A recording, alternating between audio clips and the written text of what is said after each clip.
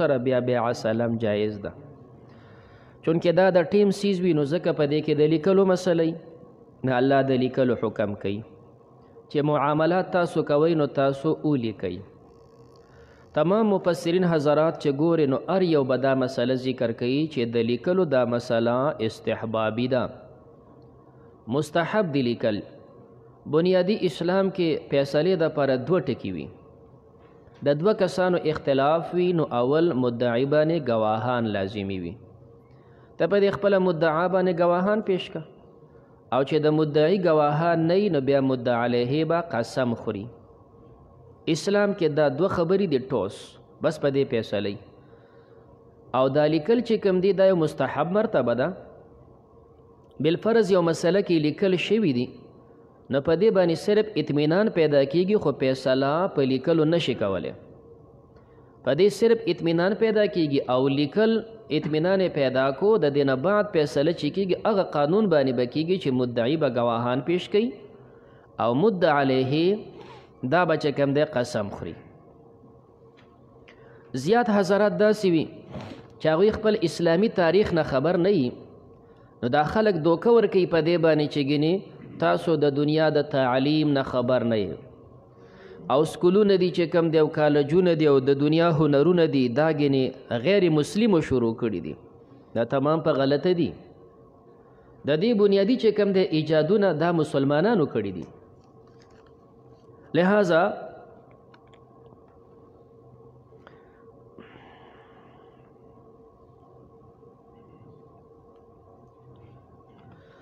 دی وی چې هر چاله صدقه ورکولی شي، یو سړی چې داسې کس له پیسې ورکوي چې په هغې باندې هغه ځان له د نشي څیزونه اخلي، نو یو ته ګوري چې دا پوډري دی، خو ته ښکاره نه، خو بیا د الله بنده دی. هر یو چې انسان مخلوق جمدی دی که نه، سپی ولې نه دی احسان ورسره کولی شي. که پوډري دی نو انسان دی. دا ته مې د غوروالي به جدا مسله ده، جواز جدا مسله ده.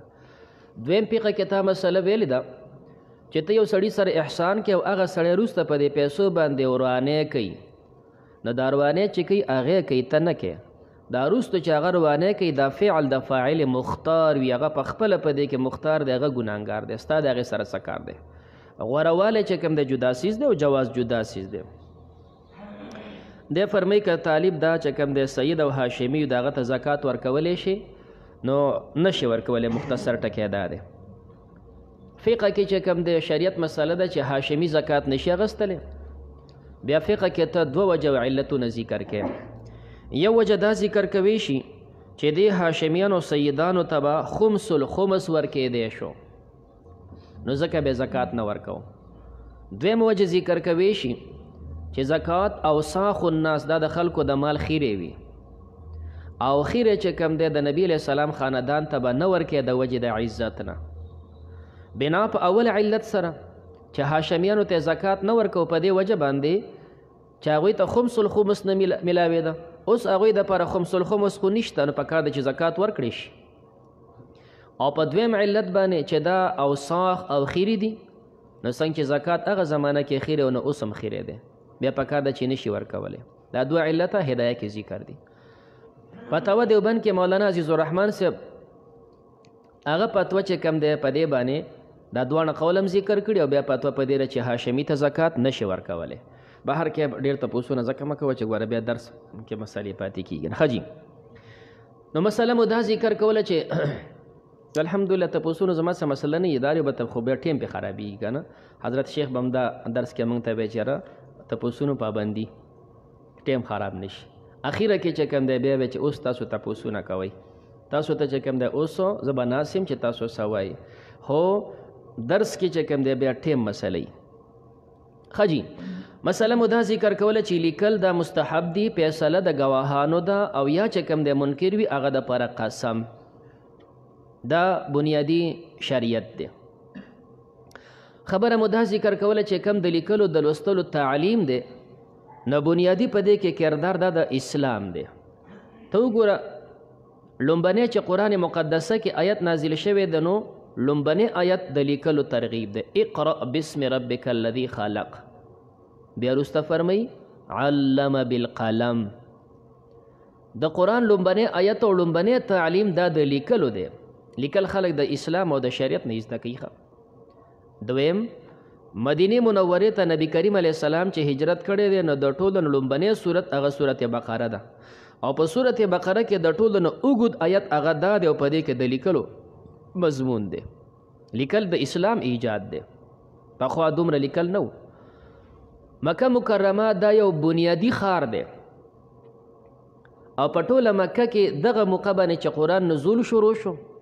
په تمامه مکه کې ټوټل 1900 پورې کسان داسې نو چې هغه په لیکلو پوهېدل. دا ترغیب د اسلام دی. دا فرایمري چې کوم د لومبنی ایجاد دا اسلام کړی دی. جنگ بدر چې وشو او د بدر قیدیان چې کوم دی رال نو د هغې نه پیدیه اغستې شوله. په دې قیدیانو کې هغه سړی چې هغه د لیکلو والو نو په هغې دا شرط شو چې زه به ته هله به پرېښودی کېږي چې ته د مدینې 10 ماشومانو ته لیکل لوستل زده کړي. نو پرایمري کې لیکل لوستل دا زده کېږي. نو دغه جنگي قیدیان چې کوم د مکې والا او په هغې کې کم کس به داسې و چې هغه لیکل لوستل کوی شو نو هغه ته بیا د مدینې 10 ماشومان حواله کړه ته دا چې کوم دی په لیکلو باندې پوهه کړه نو بیا به ته ازادېږې. اوس تا خوښه ده هفته کې پوهه کې او که په میاشت کې پوهه کې او که په 2 میاشتې کې پوهه کې. نو هغه به زور لګو چې زر زر دا چې کوم دی ورته سبق زده کړم چې زم دی. دا د پرایمري ایجاد دی. نو ته تعلیم چې کوم دی بنیادی دا مسلمانانو ایجاد دی. یا ایها الذین آمنوا اے د ایمان ولو اذا تداینتم کله چې تاسو معامله کوئ بدین په قرض الی اجل مسمی یو ټیم مقرره پورې فاکتبوه ولیکئ. فاکتبوه امر د استحباب د پاره دی. ولیکتب لیکل دی وکي بینکم ستاسو منځ کې کاتب لیکونکی بالعدل په انصاف ولا یأبا کاتب انکار دی نه کوي لیکونکی ان یکتب چې دی لیکل وکي کما علمه الله څنګه چې الله دله تعلیم ورکړی فلیکتب دی لیکل وکي. ولیملل للذي بیان دی وکي هغه کس علیه الحق چې په د باندې حق دی. لیکل چې کوي نو یو مدعی دی بل مدعی علیه دی په چا چې حق دی نو دی به خپل بیان وکړي او دا لیکونکی به ورته غوږ کېږدي وایه په تا باندې د پلان کې څونه پیسې دي په څه وجه لازمي شوي دي نو چې هغه بیان وکړي نو بیا به دا لیکل وکړي. ولیتق الله ودیریږي د الله نه ربه چې رب د ده دی ولا یبخس منه شیئا نه دی کمی د هغه نه څه شیز فان کان الذي کوي هغه کس علیه الحق چې په ده باندې حق دی سفیها بېوقوفه دی عقل کار نه کوي عقل نه کمزور دی نو صحیح بیان نشي کولی او ضعیفا یا دی کمزور د بیمارۍ د وجې نه دا چې کوم دی غمونو پریشانۍ داسې دی چې خبره نشي کولی او لا یستطیع یا طاقت نشته ان یمل چې دی بیان وکړي د وجې د چاړاتوب نه چې دی چاړه دی یا د وجې د جهل نه چې په دغه ژبه نه پوهېږي هو دی نو فلیملل بیا دی بیان وکړي ولیه د هغه رشتهدار بیا د هغه خپل پلار دی نو زوی دی قایم مقام کې زوی دی نو پلار دی قایم مقام کې رور دی قایم مقام کې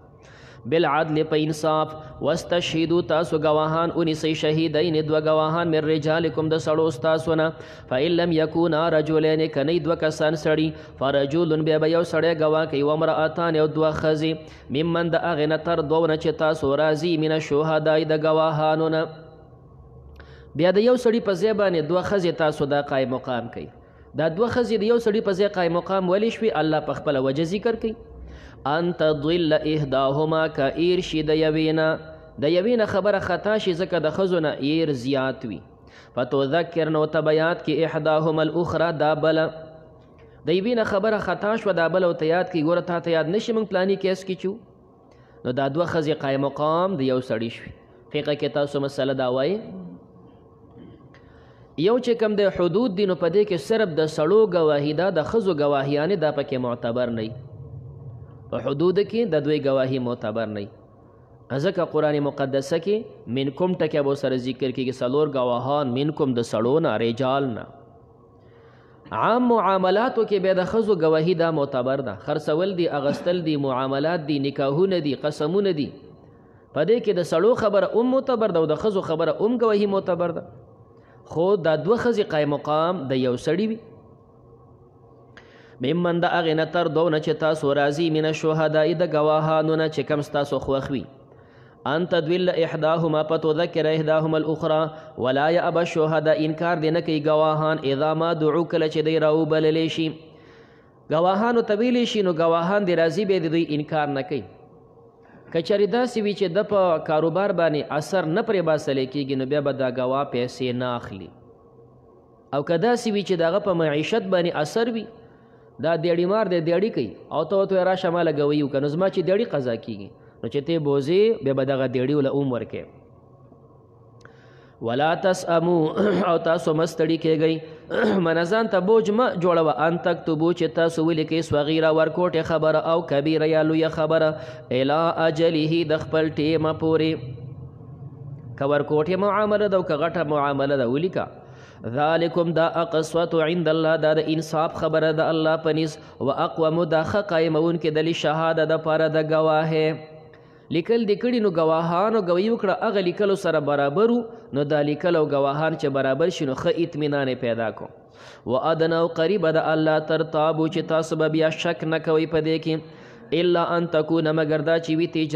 تجارت وي حاضرتن حاضر تدیرونها چې تاسو اړوئ راړوئ بینکم په خپل منځ کې فلیس علیکم نشته په تاسو جناح څه ګناه الله تکتبوها چې تاسو ونه لیکئ دکان ته ورشي او تا ته نه ټماټر راواغست او پیسې دې ورکړې الوګان او پیاز او لوبیا دې راواغسته پیسې دې ورکړې دې لیکلو ته ضرورت نشته دا خو روزمره خرڅول اغستلو څیزونه دي نو تدیرونها دا تاسو اړوئ راړول به په خپل منځ کې قرض پکې نشته و اشهدو تاسو ګواهان نیسئ اذا تبایعتم کله چې یو بل سره تاسو خرڅول کوئ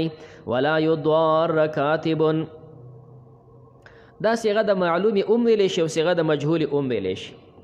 که صیغه د معلومې شي نو ولا یضاررو دی بیا کاتبون او شهیدون دا ولا فاعل دی ولا یضار من لا یضاررو ضرر به نه رسوي دا لیکونکې او نه ګواه وایي زه ګویي کوم لیکونکی وایي زه لیکل کوم خو دونه پیسې به راکې چې هغې ته ضرر ورسې داسې به هم نه کې او یضاررو شي نو دا صیغه مجهوله ده کاتبون او شهیدون دا ولا بیا نایب فاعل دی ولا یضار ضرر به نشي رسولی کاتب لیکونکي ته ولا شهید او نه ګواه ته ته دیړی نه وباسې او بیا وله خرچم نه ورکې ګواهۍ له بوځي چې کنده او کریم وله نه ورکې نو دا ضرر به وله نه رسې وان تفعلوا که تاسې وکړل فانه بېشکه دا فسوق بکم دا ګناه ده په تاسو واتقوا الله ویرګئ د الله نه ویعلمکم الله الله تاسو له تعلیم درکوي والله الله پاک بکل شیء علیم په هر څیز دی پوهه وان کنتم کوي تاسو علی سفرین په سفر باندې ولم تجدو کاتبا تاسو نه موندلي کوونکی فرحان مقبوضه بیګانه د قبض کړی شوي یو سړي پیسو ته ضرورت دی سسیز ته ضرورت دی بل نه اخلي هغه په اعتماد نه کوي نو ته ورسره سسیز ګاڼه کې دی دې ته ګاڼه او ګروي ورته وایي نو صحیح ده دلته د سفر مسله ذکر کیږي ځکه عموما دا مسایل په سفر کې پیدا کیږي نور د سفر او د حضر یو شان ده په دې کلي کې ته اوسېږه او بل ته وایه ماله خو یو 100 روپۍ راکړه تا ته پته ده چې داسې قرض نه راکوي داسې وکوه چې کوم دی دا 100 روپۍ راکړه او زما د سرو دا امیل دی دا ځان سره وساته میاشت پس چې زه تاله خپلې پیسې درکړم نو ماله به خپل امیل راکړي دارنګې چې کوم دی ماله خو یو 500 روپۍ راکړه خو داسې نه درکوي هسې نه چې سبا د باندې اعتماد نه کوي یاره جي هو زما دا کلاشنکوف دی دا ځان سره کېدوه او چې کله ما تاله 500 روپۍ درکړې نو ماله به خپل ټوپک راکړي داسې څیز ته ارهن ورته وایي لهذا دا وثیقه ده اعتماد دپاره هغه د ځان سره دا څیز ایښی دی نو اعتماد دپاره بګدي د هغې نه به پیدا نه اخلي تا ورسره امیل کېښودو نو دا نه چې اوس سبا د هغې په کورنۍ کې واده دی امیل یې چې کوم د خپلې بیبي ته په غاړه کړی دی هغه ګرځوي نشي ګرځولی صرف اعتماد سپاره بیا ساتي چې کله ورته پیسې میلاو شو تاله به خپل څیز درکړي نو که دا په سفر کې وي که دا په حضر کې وي فإن امینه که امین وګڼو بعضکم بعضې ستاسو بعض وا بعضې نور یو کس په بل باندې اعتماد وکړو لازمي خبره چې کم سړی سیزه ګاڼه ږدي نو هغه د ډېرو پیسو وي او د هغه نه چې اغستې شي نو د لږو پیسو وي تا ته مثال ذکر کوو چې تا ته 100 روپۍ واغستې او امیل دې ورسره کېښودو نو که توله امیل دی د 1 لک روپو دی او تا ته اغستې دي چې کم دی 10,000 نو سبا دې پسې 100 روپۍ وړي د خپلې پیسې واله او زما هغه میل راکړه هسې نه چې هغه په هغه میل باندې کلک شوي نه داسې مه کوه پردی څیز ورکړه هغه په تا اعتماد کړی او د ډېرو پیسو څیز یې تا سره کېښلی نو فإن امینه که اعتماد وکړو بعضکم بعضې ستاسو بعده په بعضې نورو باندې او د ډېرو پیسو څیز یې تا سره کېښو اوس یې تاله پیسې راوړې نو فلیؤدي الذي نو ادا دي کې هغه کس اؤتمنه چې دی امین ګڼلی شوی دی دی ادا کې امانت او هغه خپل امانت وليتق الله ودیریږي د الله نه ربه چې رب د دی ولا تکتم الشهادة تاسو مه پټوئ ګواهي ومن یکتمها چا چې ګواهي پټه کړه فانه بېشک آثم قلبه ګناهګار دی د زړه ځکه چې دا ګواهي د زړه خبرې وي نو له ګناهګار شو او چړه ګناهګار شو نو دا رئیس د اعضاو دی نو غونډ بدن ګناهګار والله الله پاک بما تعملون چې تاسو عمل کوئ علیم پوهه دی لله ما فی السماوات و ما فی الارض صورت کې چې کوم دی څلور ځایونه د الله د وحدانیت مسله او توحید مدعا و د آخري څلورم ځای دی چې کوم د توحید مدعا ذکر کیږي الله د پاره هغه مخلوقات دي چې اسمانونو کې دي هغه چې په ځمکو کې دي و ان تبدو که تاسو ښکاره کوئ ما فی انفسکم هغه چې ستاسو په نفسونو کې دي او تخفوه یا تاسو پټوئ یحاسبکم تاسو سره به حساب کوي به الله په دې سره الله پاک ښکاره کوئ دا چې کوم دی د انسان د افعالو د انسان د اندامونو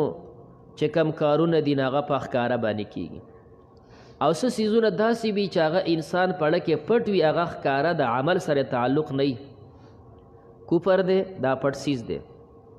شرک دی دړه څیز دی حسد دی دړه څیز دی بغض دی دا دړه څیز دی کینې دي دا دړه څیزونه دي اسلام سره د مسلمانانو سره دشمنیانې دي دا دړه څیزونه دي د کافرانو سره بېدینو سره محبت دی دا دړه څیزونه دي نو دا باطین سیزونه دي الله په دې د سره حساب کوي چې ستا پړه کې څه دي او دویم هغه ده چې کوم ظاهر اعمال وي نو دلته دا دواړه ذکر کېږي یحاسبکم به الله دا یو معنا ده دویمه معنا چې کوم دی ما فی انفسکم د دې نه مراد هغه د انسان دړه وسوسې او خیالات شي نو دا خو د انسان د وس نه بار وي نو ځکه چې د آیت نازل شو نو صحابه و حضرات ته اشکال پیدا شو نو صحابه رال پیغمبر علیه صلات وسلام ته په ګونډو باندې کېناستل وی د الله پیغمبر د الله حکم منځ کوئ من کوو زکات ورکوئ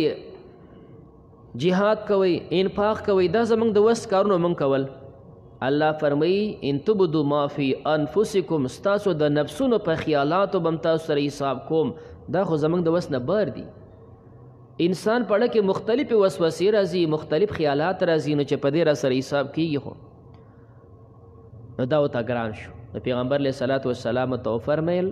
تاسو چې کوم دی د اهل کتابو په شان ته مه جوړېږئ چې سمعنا وعصینا داسې مه وایې بلکې دا وایي چې سمعنا واطعنا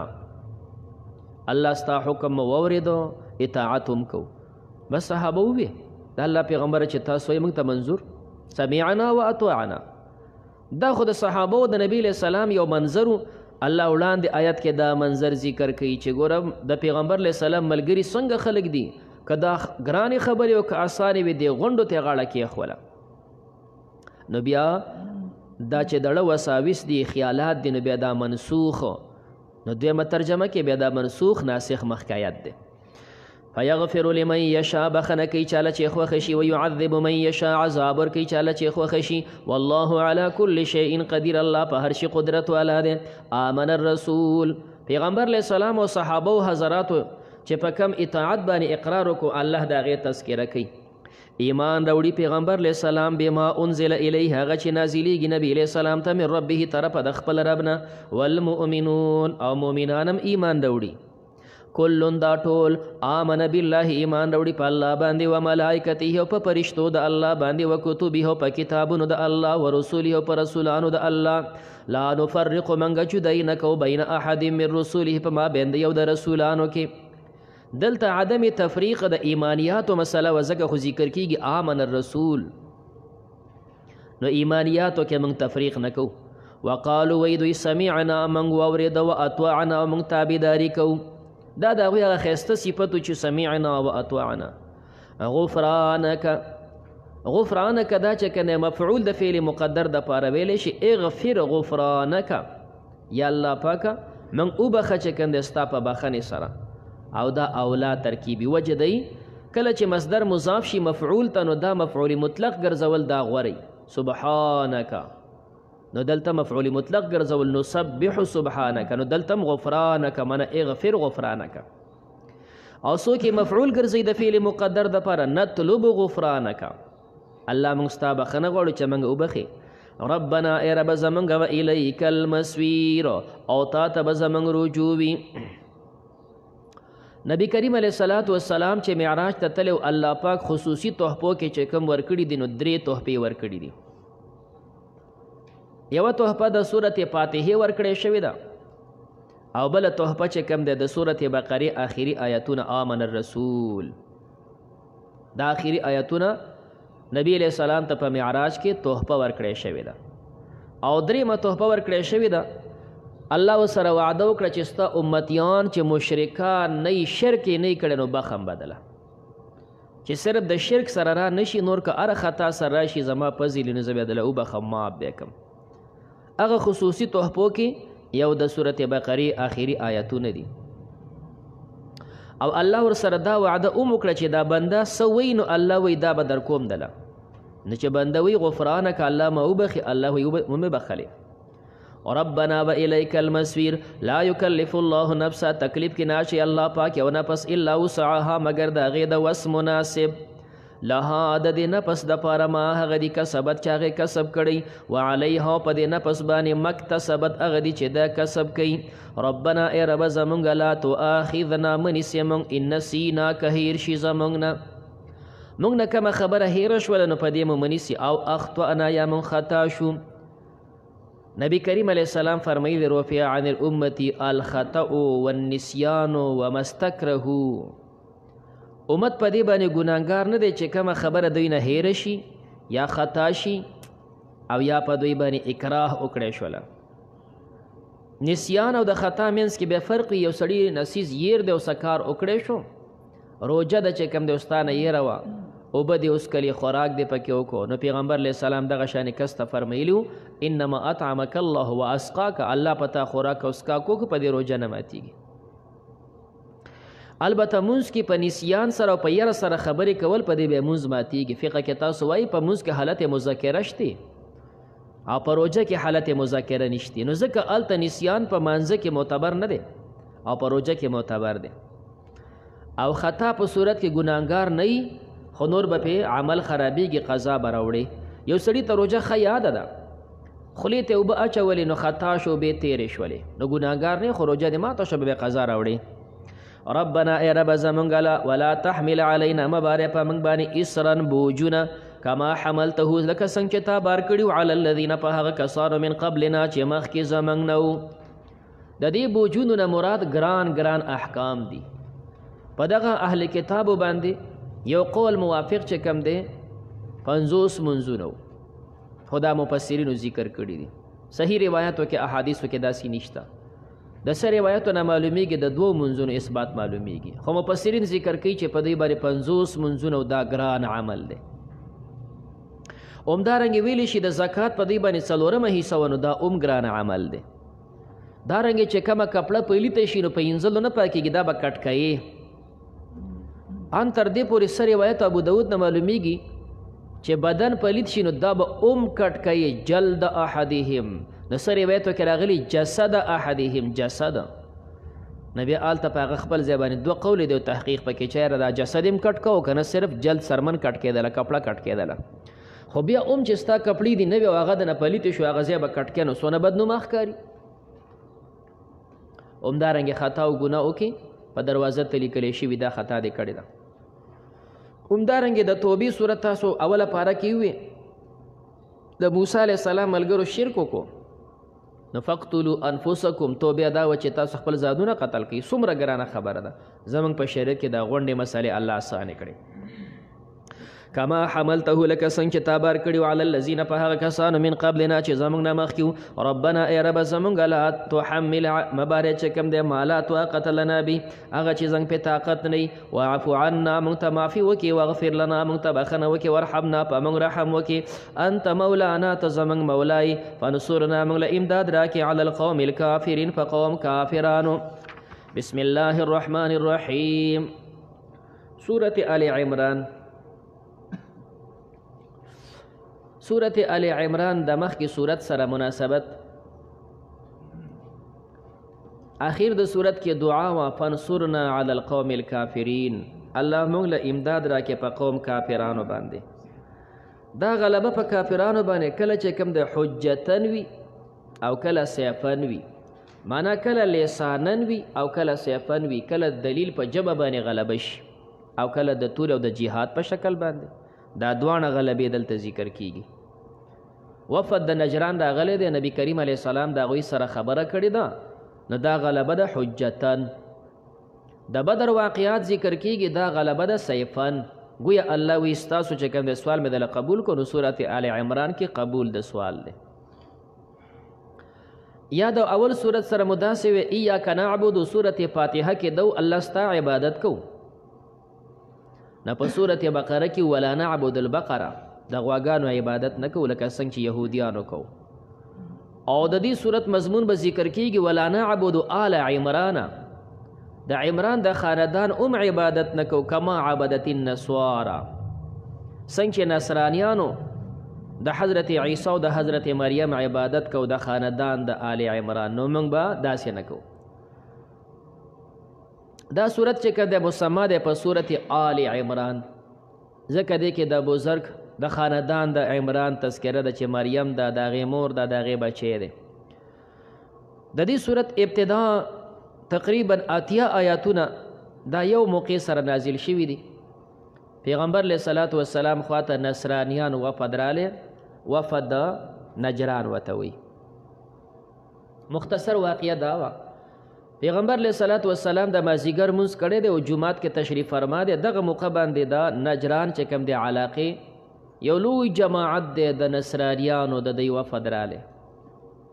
صحابه فرمایي چې دا څنګه داسې پوره باوقار ښایسته هر لحاظ باندې پوره خلکو موږ داسې بل وفد نه ولیدلی. دا مشتملو په 80 کسانو باندې، 80 کسانو وفد دی او په دوی کې 14 کسان د دوی رئیسانو نوابانو پکې 14 او په دوی کې بیا 14 کې 3 د دوی مشرانو. د ټولو مشر چې کوم د دې وفد مشري کوله د دوی نواب صاحب چې کوم هغه ته به عاقب وی دی امیرو، خپل نوم عبدالمسیح و، عبدالمسیح نومو د ته به عاقب وی، دا د غونډ وفد مشرو. دویم په دې کې مشر چې کوم د هغه ته به سید وی، دا د دې قافلې چې کوم د منتظم و، د دې قافلې تمام انتظام دا به ده کو. د ده نوم ایهم و، ایهم چې کوم دی دا د دې قافلې منتظم و، دا دویم سید او مشر و. دریم د دې وفد چې کوم اهم مشر و د دوی مولوي صاحب او عالم و، هغه ته وی چې کوم دی ابو حارثه ابن علقمه، ابو حارثه ابن علقمه دی عالم و. دا درې د وفد سرکرده مشرانو، 14 په دوی کې د دوی نوابانو او په 80 کسه مشتمل وفد دی رال. نبی کریم علیه السلام په جومات کې ناست دی، دوی چې کوم دی رال د مانځه ټیم دی مازدیګر، نه په جومات کې ودرېدل، مشرق طرف ته مخ کو. پیغمبر علیه السلام یې پرېږدی چې خپل څه طریقه کوي ودی کی مونځ یې وکړو خپل، هغوی چې څه عبادت بیا رال.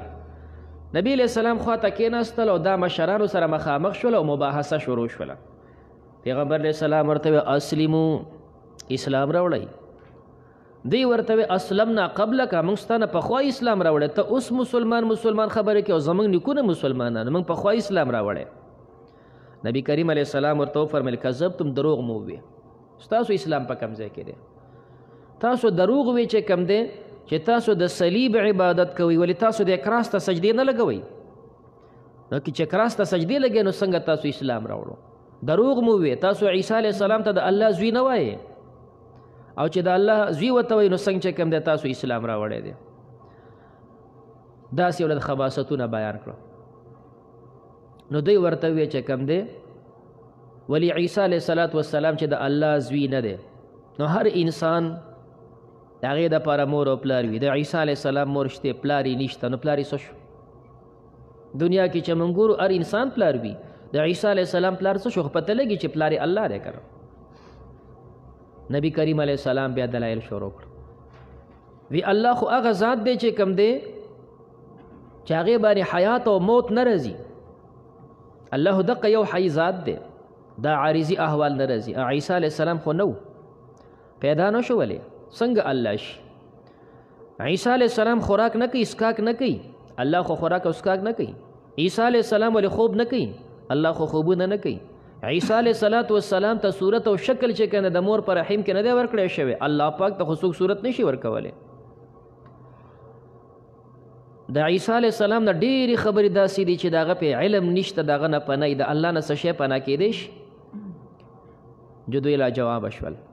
نو چې لاجواب شو نو بیا دا وویل ولې قرآن کې چې ته ورته وایې چې دا روح الله، ته چې ورته وایې کلمت الله،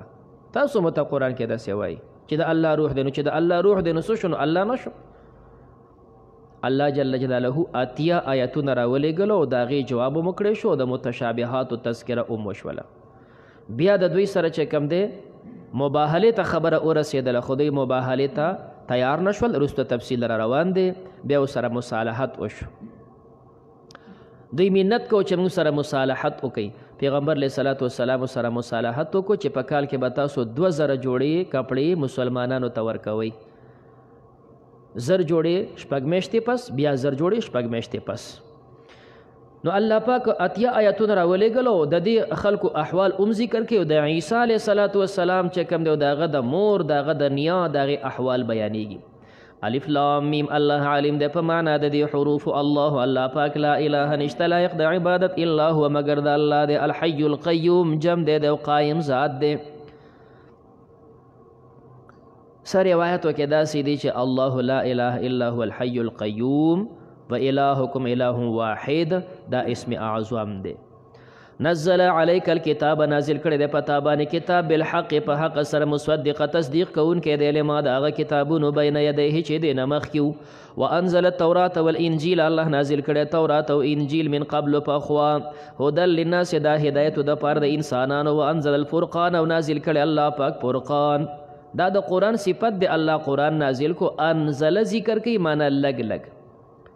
او د تورات او د انجیل سره چې کم دی د هغې سره انزل دی، نو د لږ لږ موقع په خپل ځای چې یوی و تختې موسی علیه السلام ته ورکېدلی شوله، نور بیا ټوټل چې ووایو نو بیا نزله دی. او د قرآن نزل او انزل دواړه صفات ذکر کیږي. ابتدا کې مو خبره کړې وه چې د قرآن انزله صفت دی او نزله دی. ان الذين كفروا، بشک هغه کسان چې کافران دي، بآیات الله، د الله په آیاتونو، لهم دوی دپاره عذاب شدید، عذاب دی سخت. والله الله پاک عزیز غالب دی، ذو انتقام، خاوند بدلی اغستلو دی. مجرمانو کافرانو نه الله بدل اخلي. ان الله، بشک الله پاک، دا د الله صفات دي چې عیسی علیه السلام کې دا صفتونه نشته. نو څنګه عیسی علیه السلام خودیش؟ بشک الله پاک لا یخفا علیه، پټ ندی په الله باندې شیء سسیز، فی الارض، نه په ځمکه کې، ولا فی السماء، نه په اسمان کې. او عیسی علیه السلام نه ډېر څیزونه داسې دي چې پټ دي، دغه په علم نه. هو الذي، الله هغه ذات، یصورکم، تاسو له شکل او صورت درکوي، فی الارحام، په رحمونو د میندو کې. او عیسی علیه السلام خو داسې نشي کولی، بلکې عیسی علیه السلام ته په خپله چې کوم دی په رحم د مور کې شکل او صورت ورکړی شوی دی. لا اله نشته لایق د عبادت الا هو مگر دغه ذات دی، العزیز الحکیم، غالب او حکمت والا دی. هو الذي، الله هغه ذات دی، انزل علیک الکتاب، نازل کړی دی پتا باندې کتاب، منه آیات محکمات، بعضې دین آیاتونه دي محکم. دوی وی چې قرآن کې ورته ویلی شي روح الله، عیسی علیه السلام د الله روح دی، او چې روح وي نو دغه الله وي. الله فرمایي 2 قسم آیاتونه دي، یو دي محکم، هن الکتاب، دا اصل د کتاب دی، و اخر متشابهات، او دویم قسم متشابهات دي. شاه ولی الله رحمه الله فرمایي محکم هغه ته وایي چې د هغې یوه معنی، لکه څنګه چې داسې اوس دی انزل الفرقان، انزله یو معنا ده، فرقان یو معنا ده، ان الذین کفروا یو معنی. او متشابه دی چې په هغه کې احتمالات د معانی وي. متشابه بیا 2 قسمه وي، یو قسم هغه چې د هغې معنا حقیقي باندې موږ نه پوهیږو، لکه الف لام میم دی وسوې، الف لام را. او دویم هغه ده چې معنا لغوي باندې خو پوهیږو، خو په مراد نه پوهیږو. معنا لغوي باندې خو پوهیږو، کل من علیها فان ویبقى وجه ربک، وجه مختوي، لغوي معنا باندې پوهیږو چې مختوي، خو مراد باندې نه پوهیږو چې د الله مخ څنګه ووایو. یوم یکشف عن ساق، ساق پنډې ته وایي، لغوي معنا باندې پوهیږو چې پنډې کم څیز ته وایي، خو مراد باندې نه پوهیږو چې دلته د الله پاک پنډې څنګه ووایو. بل یداه مبسوطتان یدا ید پیجنو لاس یو اندام دی پیجنو خو مراد باندې نه پوهیږو چې د الله لاسونه څنګه دي نو دا دوه قسمه دي ته متشابهات ورته وایي فاما الذین هر چې هغه کسان دي فی قلوبهم د هغې پړونو کې زیغون کوږوالی فیتبعون دا ورپسې کېږي ما تشابه منه هغه چې دی نه متشابه وي دغه متشابه پسې لګېدلي وي او په دې کې خبرې کوي څه دپاره ابتغاء الفتنة د پار د لټولو د فتنې و ابتغاء تاویله د پار د لټولو د معنا چې موږ د دې معنا وګورو په خلکو کې یو فتنه پیدا شي چې دې څه مطلب دی الله دا ولې نازل کړي وما يعلم تاویله نه پوهېږي د دې په تاویل او معنا باندې الا الله مګر یو الله پوهېږي جمهور حضرات په دې باندې وقف کوي او فرمایي صرف الله پوهېږي او دا وروستو چې کوم دویم مضمون دا مستقل کلام دی والراسخون فی العلم هغه چې مضبوط دي په علم کې یقولون دوی وی آمنا به موږ ایمان راوړی په دې باندې کل من عند ربنا دا ټول د جانبه د رب زموږ نه دي وما یذکرو نصیحت نه قبلی الا اولو الالباب مگر خاوندان د عقل نصیحت قبلی لہذا د متشابه مطلب او معنا پسې ورپسې کېدل الله وی دا د زایغینو کار دی کم چې اهل حق صحیح عالم او صحیح انسان دی نو هغه به سوی آمنا موږ په دې ایمان راوړی خو نور د هغې مراد او مطلب پسې نه ورپسې کېږي اصولو کې تاسو وایي چې دا په عالم باندې هم امتحان دی ته علم پسې ګرځي چې کوم د هر ټکي باندې ځان پویه کوي خو په دې کې به ګوتې نه وي بس دلته غلی شه او په جاهل باندې هم چې کوم د امتحان دی ګوره عالم ته وګوره چې هغه محکماتو باندې پوهېږي ان دا غواړي چې متشابه باندې ځان پویه کړم او ته جاهله په هېڅ هم نه پوهېږي ته کوشش وکولی چې کوم د علم نه حاصلې نو دا په دواړو باندې امتحان او دا اشکال نشي کولی چې د دې په معنا باندې نه پوهېږو نو بیا الله پاک نازلول څه دپاره نو دا د الله او د پیغمبر منځ کې یو راز مسله او د نزول حکمت یوازې په پوهه پسې نه دی نزول حکمت په دې کې دی ایمان پې راوړه په دې باندې مونځ کېږي تلاوت پې کوه په تلاوت اجر او ثواب میلاویږي دا حکمتونه ورپکې دي بیا الله وفرمیل کم چې د هغې لونه کاږه دي نو هغه دغه متشابه پسې ورپسې چې د خلکو منځ کې شکونه پیدا کړي دې ځای باندې بیا تفسیر قرطبي کافي وضاحت کړی دی نورو حضراتو اختصار سره خبره کړې قرطبي وضاحت زیات کړی دی چې دا خلک کم زایغین دي نو دا دیسو کو نو قرطبي هم ذکر کړي دي قایس ثناءالله هم ذکر کړي دا بصري او سړی چې کم دی ناغه به خلکو ته عمده متشابه آیاتونه چې ګوره دلته الله فرمایي بل یداه مبسوطتان د الله لاسونه پراخه دي د الله د لاسونه څنګه دي او دا څنګه پراخه دي نو عام خلک په دې څه پوهېږي دا به شکي شو چې دا څه وایي همدارنګې چې کوم د ان الله علی العرش استوا الله په عرش باندې مستوي دی نو دا عرش تخت څنګه دی الله پاک په دې باندې څنګه چې کوم دی ناسته اختیاروي نو خلک به حیرانول داسې شکونه شبهات به خلکو ته اچول دا هغه زایغین حضرات دي عمر صاحب خبر شو کس یې پسې ولېږو ته وایي چې راشه بل ته ویې لاړ شه د کجورو څانګې راله راوړه نو کجورو څانګې راوړې خواته کې ایښولې نو دا سړی راله سلام یې وکړو نو عمر صاحب خو نه پېژانده سلام یې وکړو څوک یې لکه وی انا عبدالله ابن الاسبغ زه د الله بنده یم هغه اسبغ یم نو عمر صاحب خو له نوم اورېدلی و چې هغه شري سړی دا دی چې بس هغه کجوري ته یې لاس کړه وی انا عبدالله عمر زه د الله بنده عمر یم او د کجوري دا ازغیدارې څانګې ورته ونیولې غربه غربه غربه هغه سړی وی امیر صاحب ته خو راته ووایه زما څه جرم دی وی جرم به بیا درخیم ستا په دې سر کې شیطان دی چې دا شیطان دنه وباسمه بیا به درته جرم درخیم چې دا یینې پې روانې شوې چې کم دی نو سړی پوه شو وای بس چې اوس مې شیطان د سر نه ووتو ښه اوس مې شیطان د سر نه ووتو نو پرېښودو ته خلکو ته شکونه ولې اچې بیا یې کس ولېږو بصرې ته ابو موسی شعري صاحب د بصرې گورنر دی ابو موسی صاحب خلکو ته اعلان وکړه چې دا سړی ستاسو مجلس ته درشي ګوره دسه به څوک نه کېنئ هېڅ څوک به اوسه نه کېنئ نو ویم وهو هغه توبه هم پې ویسته او بیا مو ته دا وایي نو چې دی بصره کې راوي فرمایي که موږ به 100 کسان یو مجلس کې ناست او دی به رالی غونډ به خواره شول هېڅوک به ورسره نه کېناستل. د فتنو نه به داسې ځان ساتي ښه.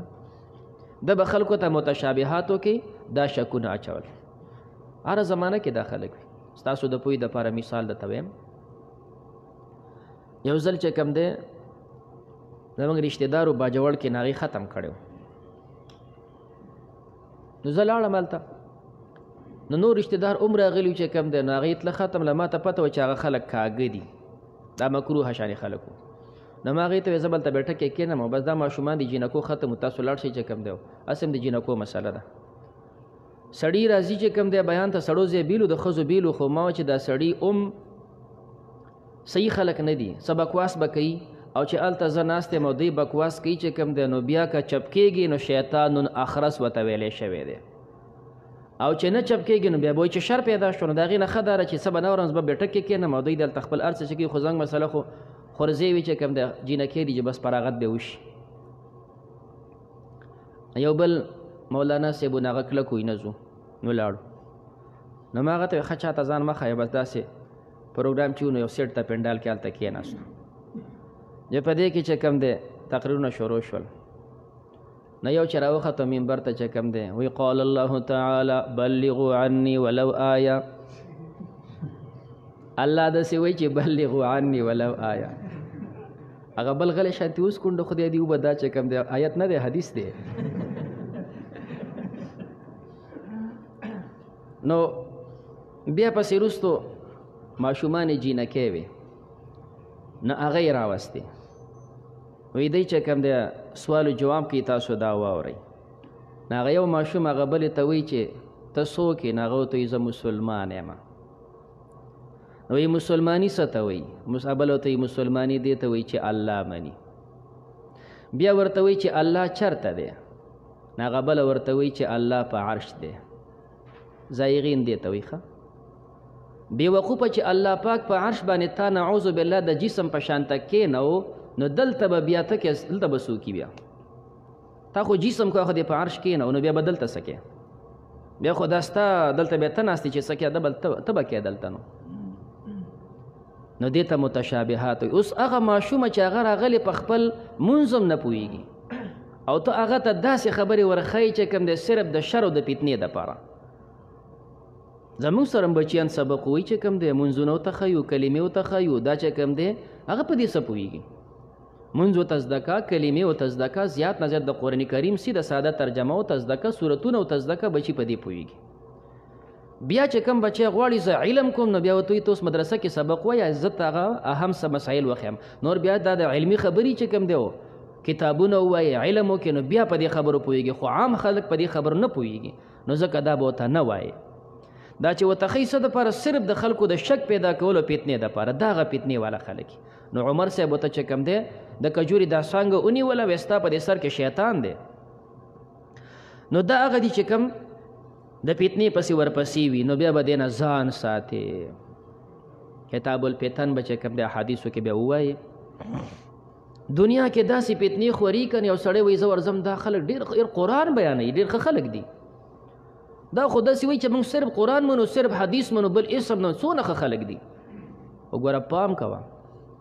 پام کوه چې کوم دی هره فتنې له چې ته ورځې، نو که ته چې کوم دی سر ورته ښکاره کړي، نو هغه به ته لاس خوځي ښه رانږدې شه، هغه به دې ځان سره یو ځای کوي. داسې خلک راغلي دي دنیا ته چې خپل ځان ته وګورې او هغې ته وګورې، هغه ستا نه په ایمان باندې کلک ښکاري. خو نبي کریم علیه الصلاة والسلام په وینا باندې دا فتنه ده. زما ستا عقیده ده که یو سړی دروغ وایي نو ګناهګار دی خو کافر نه دی،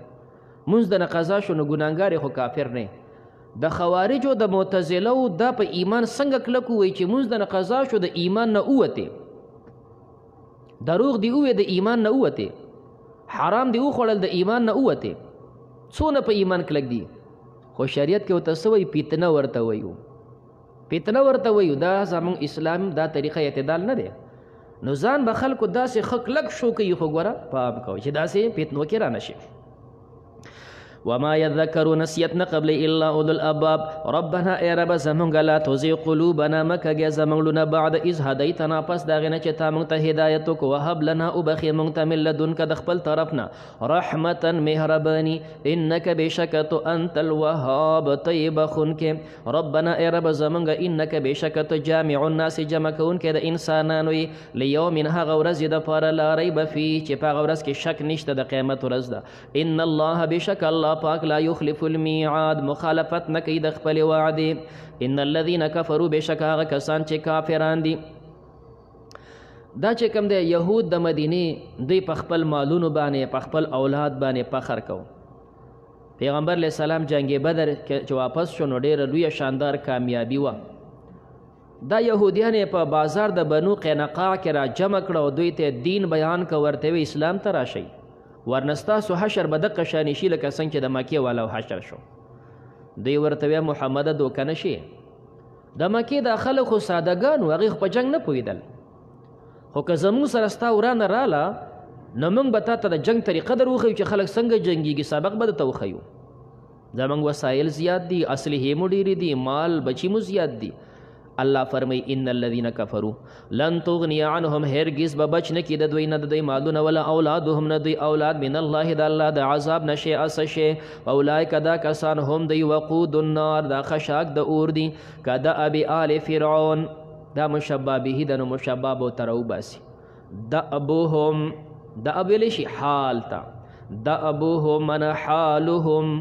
کدا ابي آل فرعون کا حال آل فرعون د دوی حال پشان د آل د فرعون والذین او د هغه کسانو د من قبلهم چې مخکې د دوی نو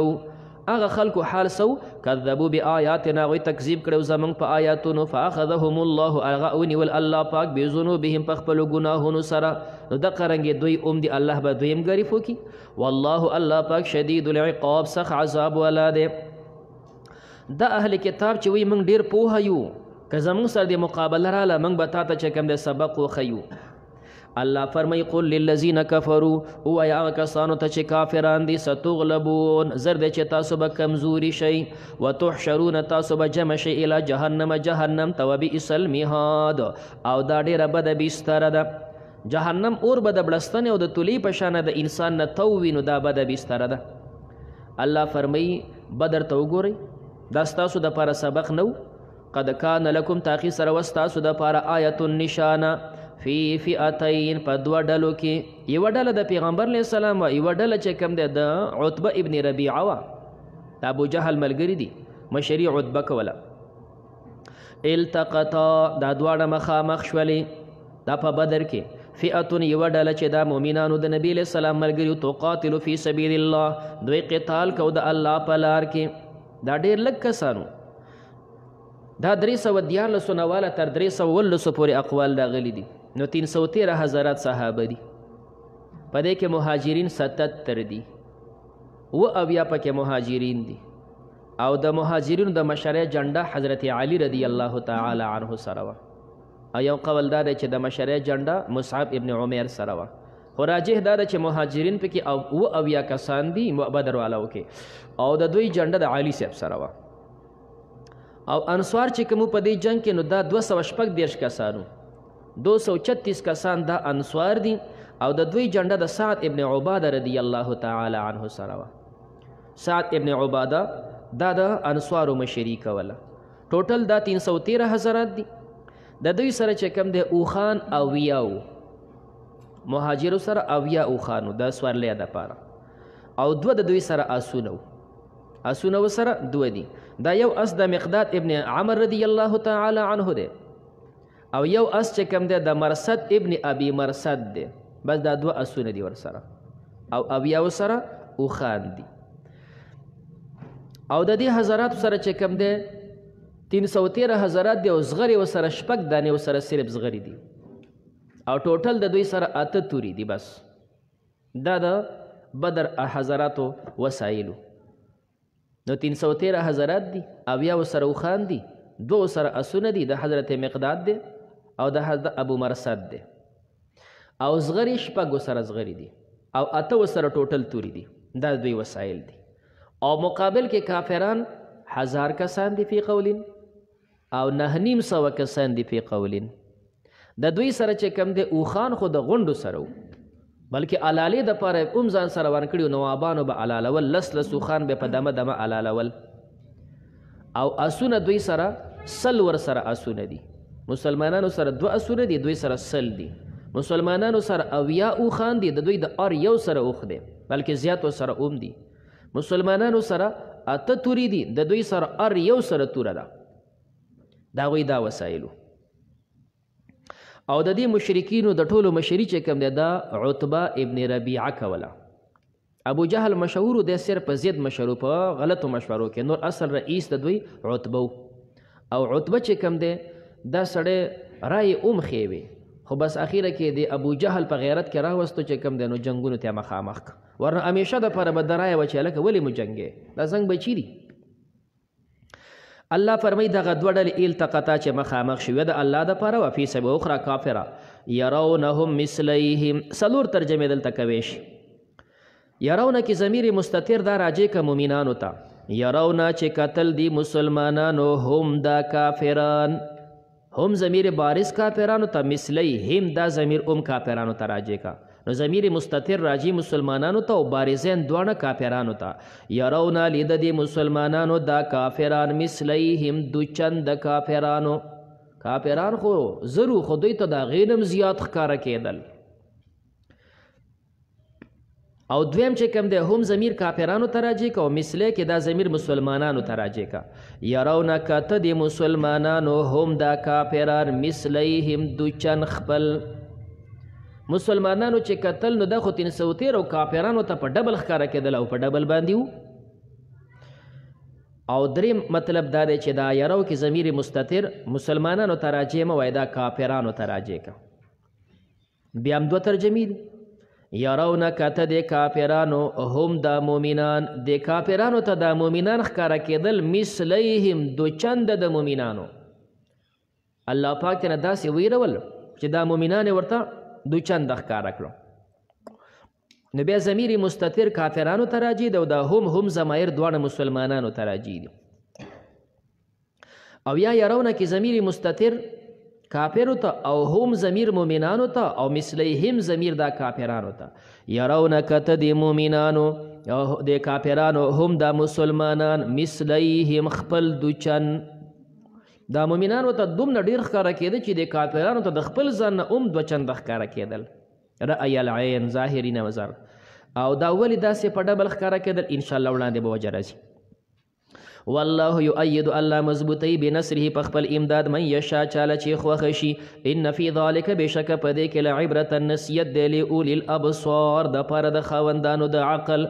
زوینه خسته شوی دی للناس انسانانو دپاره حب الشهوات محبت د شهوتي سیزونو. انسانان د خپلو خواهشاتو پسې ګرځي دا ورته ښایسته ښکاري. هغه شهوتي سیزونه څه دي؟ من النساء د ښځو سره مینی، والبنین او د زامنو سره، والقناطیر المقنطره او خزانې ډېرې. قناطیر ویلی شي ډېر مال ته، المقنطره ډېر مال چې کم دی. عربی کې دا طریقې چې د کم سیز تو کثرت ذکر کوي نو وروسته ورپسې مشتقي ذکر کیږي. نو ویلی شي لیلون الیلو، دا الیلو چې پسې ویلی شي نو معنا تورتم شپه. بدرون مبدرون سپومې ډېره روښانه. داسې سیز چې پسې مشتقي دا رنګې دلته مشتقي ذکر کیږي دپاره د کثرت. والقناطیر المقنطره خزانې ډېرې، داسې خزانې چې قط په قط مو ایښي. من الذهب د سرو زرو، الفضه د سپینو زرو، والخیل المسومه او اسونه. دا مسومه چې کوم دی د وسمه یسمو نه راوباسي. وسمه یسمو وسم بیا ویلی شي نښې ته، نو داسې اسونه چې هغه نشاندار اسونه وي. او دویم دا چې دا راوباسه د وسمه یسمونه نه د صومه یصومونه، بیا صومه ویلی شي تام الخلقت، نو داسې اس چې هغه په خلقت کې ښه پوره وي. والانعام والحرث او څاروي او فصلونه. نو دا د انسانانو هغه طبیعتونه دي. هر انسان چې جوانۍ ته ورسیږي نو دی غواړي چې را واده وکړم. ښه من النساء بیا ګرځي سوچونه کوي چې کم خاندان کې واده وکړم او کم ځای به ښکلی یو مال به څنګه وي. ناول د انسان فکر د ښځو سره او چې واده وکړي نو بیا په دې فکر وي چې یاره اوس بچي الله زامن راکي نو والبنین چې ښځه مو شي باچي مو شي نو بیا چې کوم دی د هغې دپاره د خرچې او د خوراک انتظام وي بیا چې کوم دی نوکري به ګوري تجارت به ګوري د سعودي او د دوبۍ سفرې به کوې نو والقناطر المقنطره خزانې چې کوم دی من الذهب والفضه او چې کله خزانې پیسې پیدا کړي نو بیا اوس د چکرو دپاره هغه وخت کې آسونه و دی وخت کې به اوس پیسې پیدا کړي موټر پکار د ایکسلای پکار د پراډو پکار د چکرې پکې لګو نو والخیل المسومه او چې د چکرو انتظام وشي د لازمي ده چې سهار بچی اسکل غواړي ماسپښین بچی اسکل غواړي هغې دپاره د غواو نو بیا به وله فارم جوړی چې پی راوړي والانعام پټي به هم اغوستل غواړي چې ګوړه غنم جوار ترې راځي والانعام والحارس نو دا د انسان تمنۍ رواني چې دا پوره کم نو کله دا یو ځای پورې ورسیږي نو څوک په دې ځای باندې د ښځې په تمنا کې مړ شي د سره واده ونه کړي او څوک په دې کې چې واده خو ته میلاو شو خو اخوا د بچو په تمنا کې مړ شو نو او چا زیات نه زیات ښځه او بچیو ته میلاو شول اخوا چې کوم د کوډګۍ مو ته میلاو نه شوله خو دا تمنا خو ده چې کوشش خو کوي نو کم ځای پورې ورسیږي خو اخیره پورې رسېدل مشکل دي د دې ټولو چې کوم دی الله وجه ذکر کوي ذلک متاع دا صرف سکه د دنیا ده ښه متاع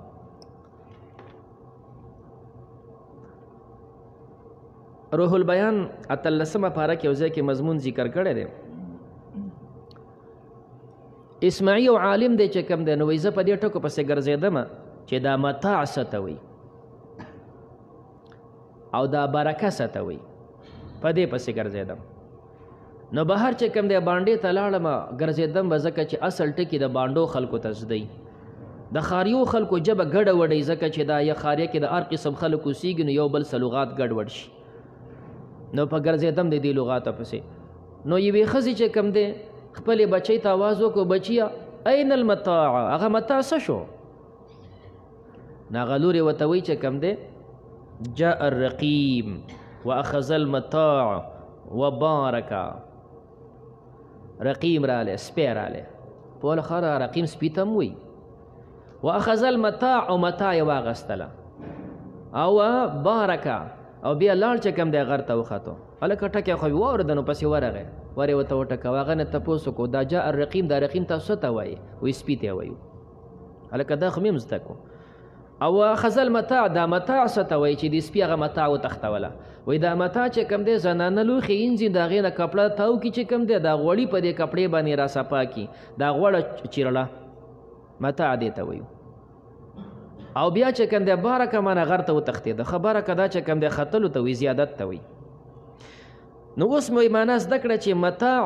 دغه غوړې چیرلې ته وایي الله فرمایي دا ښځه دا بچي دا اسونه دا خزانې دا کورونه تمام چې سیز را جمع کې که نه دا ګنده چیرله ده ښه ګنده چیرله ده دغه سیز دی ذلك متاع لازمي معنا کو صرف یوه سکه ده د دنیا والله الله پاک عنده د الله په نسبت باندې حسن المآب ښایسته ځای د رجوع دی هغه ښایسته ځای د رجوع الله ذکر کوي قل ورته ووایه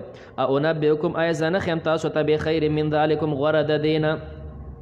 غوره للذین هغه کسانو دپاره اتقو چې تقوا کوي متقیانو دپاره عند ربهم په نزد د رب د دوی جناتین جنتونه به تجري چې بهیږي من تحتها الانهار لاندې د ونو د هغې نه نهرونه خالدین فیها دوی به همیشهی په دې کې و ازواج مطهره او بیبیانې به یې پاکې د دنیا ګوره مختلف څومره څیزونه ذکر شول که نه تفصیل او د جنت چې کوم د اکتفا صرف په یو څیز باندې وکړه شو ازواج دا دورو سره دوره ذکر نشي اسونه وغیره نه ذکر کیږي وجه دا ده چې اصل کې بنیادی د انسان ژوند دی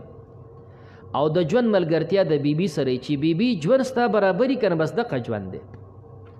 ژوند دی برابر دی نو که دا غریب سړی دی خو د ښځې اخلاق دین برابر دی خاون خوشحاله دی په نهاره باندې زندگی تیری خوشحاله دی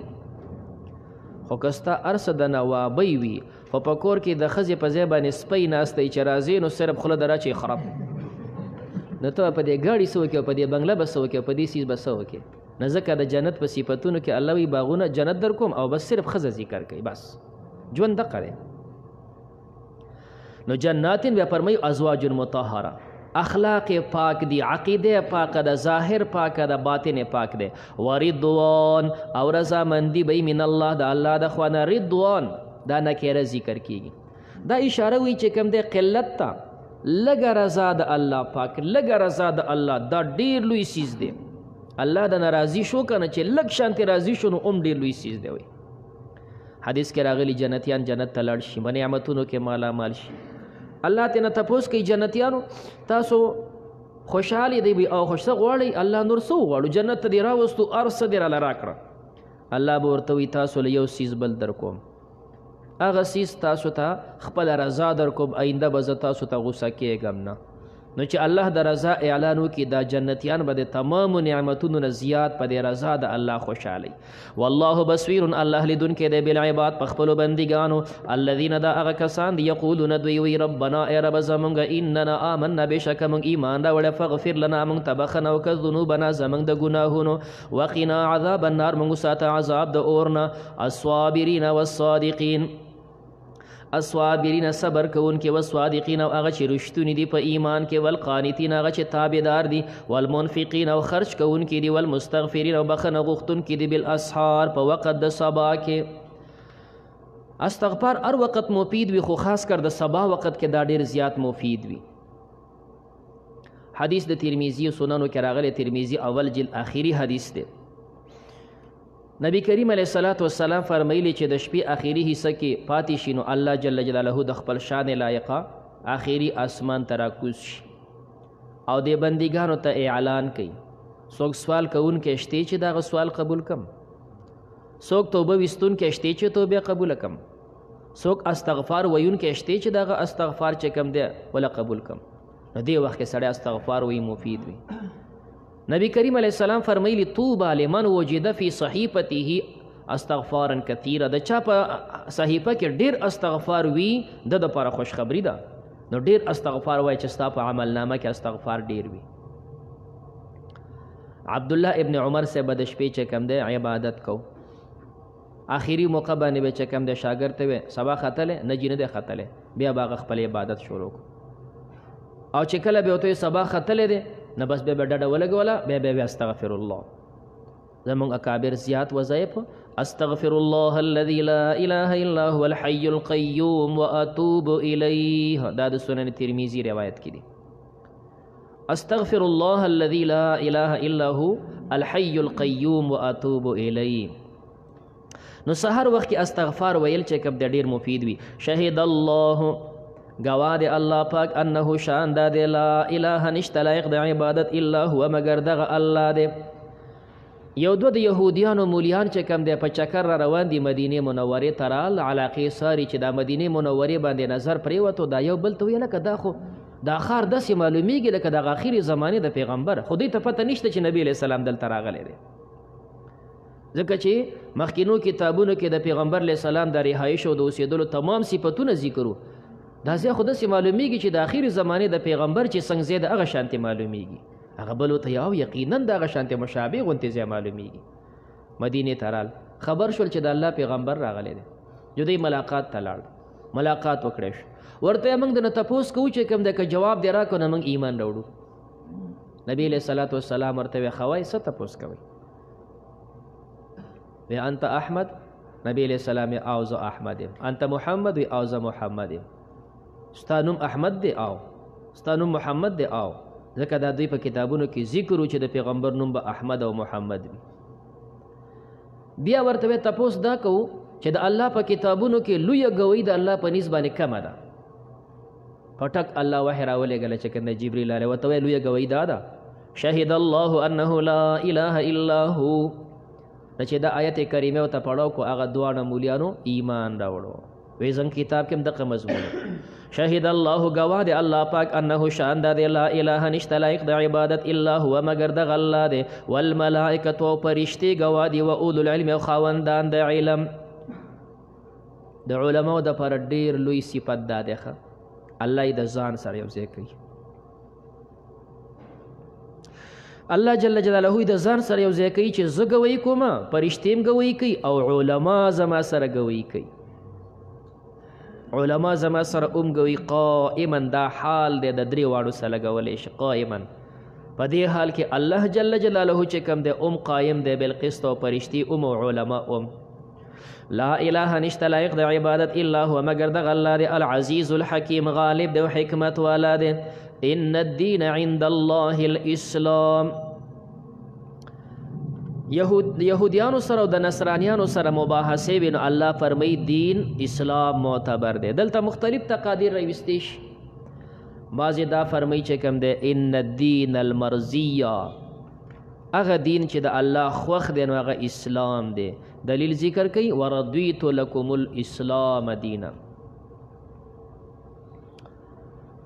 او څوک دا تقدیر وباسي ان الدین الکامل عند الله ان الدین الکامل د الله په نس کامل دین هغه اسلام دی دلیل ذکر کوي الیوم اکملت لکم دینکم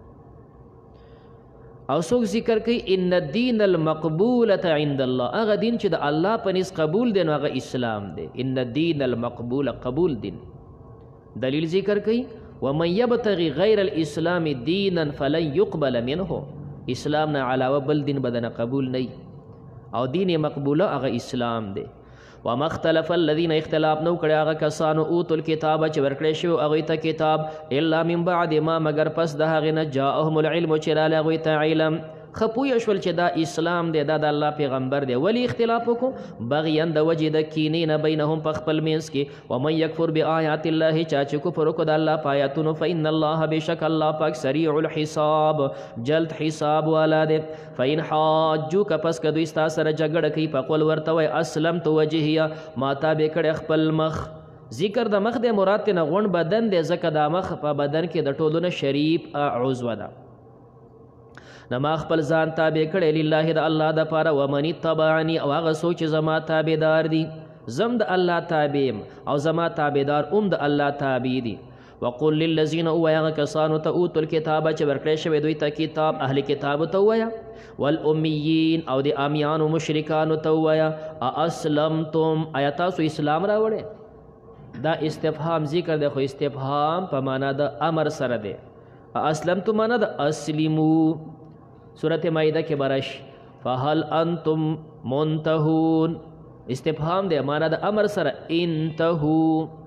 نو دلتم استفهام پا مانا دا امر دے اسلمو مشرکانو اسلام راوڑی اہل کتابو اسلام راوڑی ولی دا استفهام پا مانا دا امر سر وایو دلیل دادے فإن اسلمو کدوی اسلام راوڑو فقد اهتدوا تاقص دوی پا ہدایت شول وإن تولوا او کدوی اگرزیدل فإنما بشک علیک البلاغ پتا باندے رسول دا احکام دی والله اللہ پاک بصیر لدن کے دے بالعباد پخپلو بندگانو ان الذين بشك ها کسان یکفرون بآیات الله چې دی کفر کوي د الله په آیاتونو باندې ويقتلون النبیین او قتل پیغمبران بغیر حق بحق دغه بنی اسرائیل چې کوم دی